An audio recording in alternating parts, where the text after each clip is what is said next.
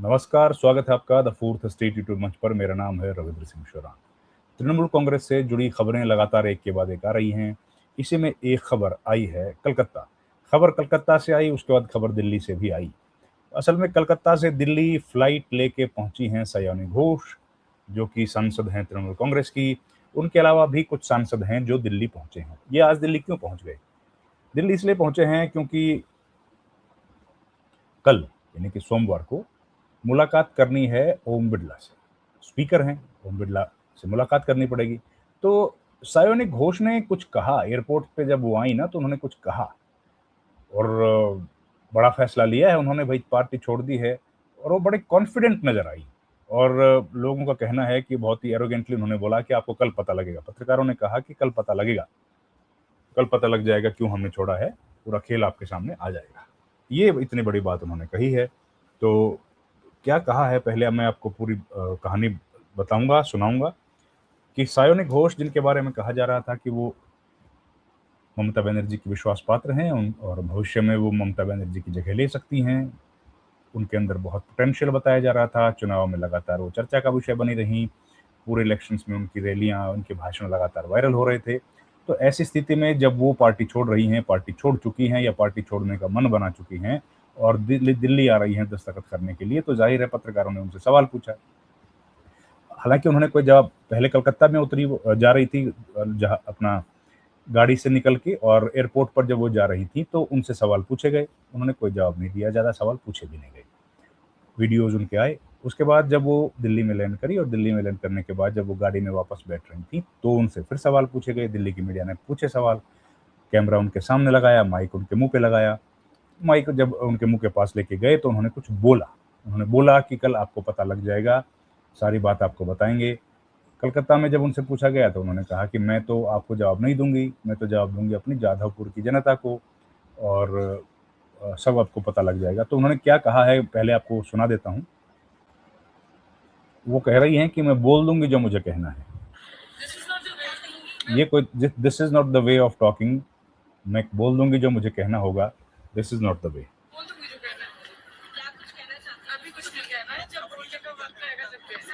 अभी मुझे कुछ नहीं कहना है, जब बोलने का वक्त आएगा तब मैं बोल दूंगा। ठीक है, इतना बोला। उसके बाद फिर बोला,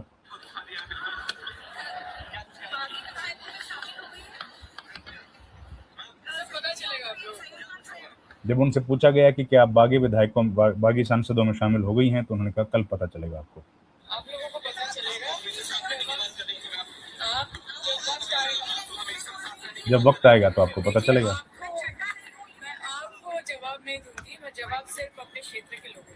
मैं आप लोगों को जवाब नहीं दूंगी, सिर्फ अपने क्षेत्र के लोगों को जवाब दूंगी। बताइए। फिर उनसे ये भी कहा गया कि भाई क्षेत्र के लोग भी तो देख रहे हैं।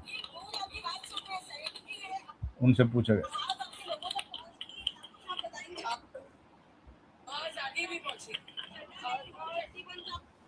उनसे पूछा गया कि भाई आप क्यों नहीं बोल रही हैं, तो उन्होंने कहा कि मैं आपको कोई जवाब नहीं दूंगी, मैं तो जवाब दूंगी अपने क्षेत्र की जनता को।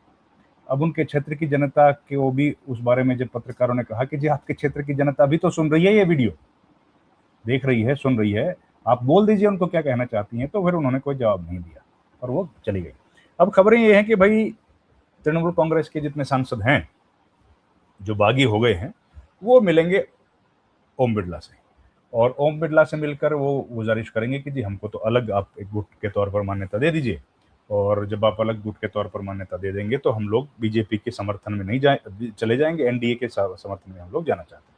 हम लोग अब ममता बनर्जी की तृणमूल कांग्रेस के साथ नहीं रहना चाहते। ये हुआ पूरा घटनाक्रम सायोनी घोष का। सायोनी घोष लगातार चर्चाओं में इसलिए है क्योंकि वो बहुत पॉपुलर थी, उनके बारे में वीडियोस बड़े वायरल हुए। फिर कल शाम को एक और फैसला तृणमूल कांग्रेस ने किया। आप जानते ही हैं कि उनको बनाया गया था अध्यक्ष युवा तृणमूल कांग्रेस का, जो कि बंगाल की डिवीजन है, उसका अध्यक्ष बनाया गया था स्टेट का। वो पद उनसे ले लिया गया है। उनकी जगह अब जाहिर है वो जब पार्टी छोड़ देंगे तो उनके लिए कोई पद की भी ज़्यादा अहमियत नहीं है। उन्होंने पद छोड़ दिया और उनकी जगह अब बन गई हैं कौन, अरूप बनर्जी शायद कोई हैं, वो बनाए गए हैं, युवा कांग्रेस के अध्यक्ष बनाए गए हैं, वो युवा तृणमूल कांग्रेस के अध्यक्ष, माफ कीजिएगा। तो ये पूरा घटनाक्रम हुआ।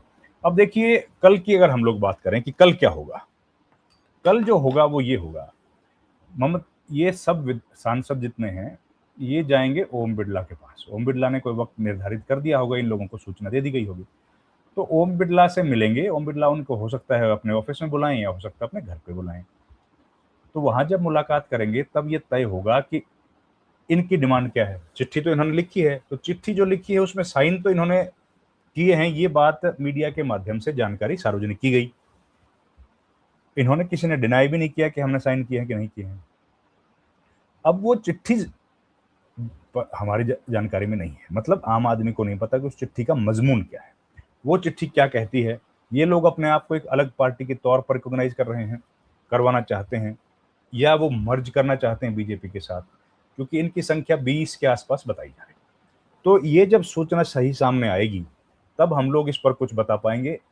तो या तो वो बीजेपी के साथ मर्ज करने की अपनी गुजारिश कर सकते हैं, तृणमूल कांग्रेस के जितने भी बागी सांसद हैं, लेकिन उनके बारे में बीजेपी कह चुकी है कि हम लोग किसी भी सांसद को तृणमूल कांग्रेस से जो आएगा उसको अपने पार्टी में नहीं लेंगे। एक तो ये एक और विवाद पैदा हो गया।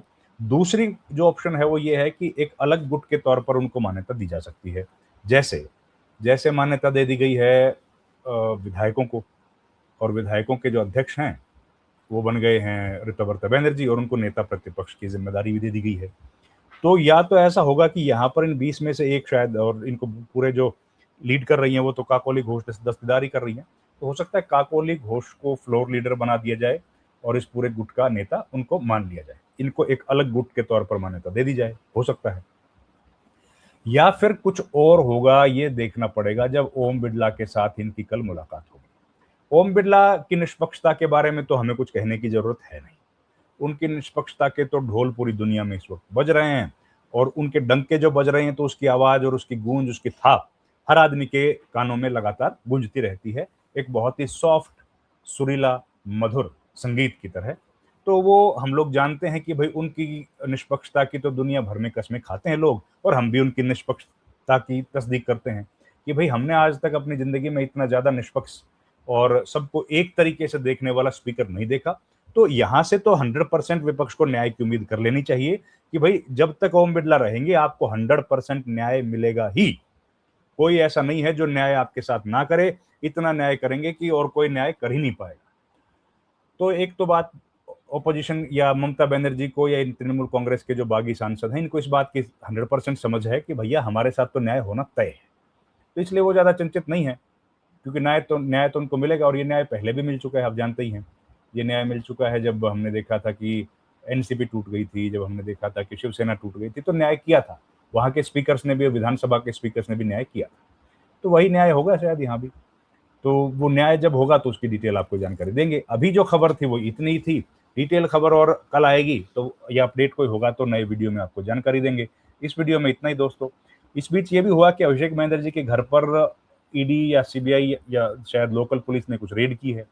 रेड 3 बजे वो लोग पहुंचे, उसके बाद डिजास्टर मैनेजमेंट को बुलाया गया, 5 बजे डिजास्टर मैनेजमेंट पहुंचे, घर के ताले वाले तोड़े गए और फिर कुछ ढूंढने की कोशिश की गई, शायद कुछ ज़्यादा मिला नहीं, या जो मिला वो पंचनामा जो उन्होंने दिखाया था, महुआ मोहित्रा ने वो दिखाया था, तो उसमें बताया गया कि क्या क्या मिला, लेकिन कुछ ऐसा धमाकेदार आइटम नहीं था जो मिला। फिर कीर्ति आजाद तो रोज मीडिया से बात कर रहे हैं, उन्होंने प्रेस कॉन्फ्रेंस फिर से कर डाली। उन्होंने बता डाला कि भैया ये जो लोग हैं ये बागी नहीं है, ये लोग गद्दार हैं। बागी वो लोग होते हैं जो अच्छे काम के लिए बगावत करें। जैसे उन्होंने कहा कि हमारे पिताजी बागी थे, ब्रिटिश हुकूमत के खिलाफ वो बगावत करते थे। भगवत आजाद के बेटे हैं, आप जानते होंगे, भगवत आजाद जो थे वो मुख्यमंत्री रहे हैं बिहार के, तो उनके पुत्र हैं। तो खैर वो बात उन्होंने फिर से दोहराई कि ये बागी हैं। और कल्याण बनर्जी जो है वो वापस आ गए हैं तृणमूल कांग्रेस के फोल्ड में। उन्होंने कह दिया कि मैं तो ममता बनर्जी के साथ हूं। तो अब ममता बनर्जी के साथ जो लोग हैं उनमें शामिल हैं बाबुल सुप्रियो, शत्रुघ्न सिन्हा, सौगत रॉय, कल्याण बनर्जी, अभिषेक बनर्जी, महुआ मोइत्रा। अभी ये लोग हैं जो मजबूती के साथ खड़े हैं और वो कह रहे हैं कि हम लोग कहीं नहीं जाएंगे, हम लोग इनके साथ खड़े रहेंगे। हम लोगों ने, ममता बनर्जी ने हमको नेता बनाया है, हमको लीडर बनाया है, और हम लोग खड़े रहेंगे। और जो लोग बागी बगावत कर गए हैं उनके बारे में, बगावत कहिए या तृणमूल कांग्रेस के लोगों का कहना है कि लोग ट्रेटर्स हैं, गद्दार हैं, अब जो भी कहिए, राजनीति में सब कहा सुना जाता है। तो उनमें शामिल जो लोग हैं उनकी डिटेल हमने आपको बता दी। इस वीडियो में इतना ही दोस्तों। आपसे गुजारिश है हमारे चैनल को प्लीज़ आप लाइक करें, शेयर करें, सब्सक्राइब करें। आपका बहुत-बहुत धन्यवाद। Thank you very much. नमस्कार।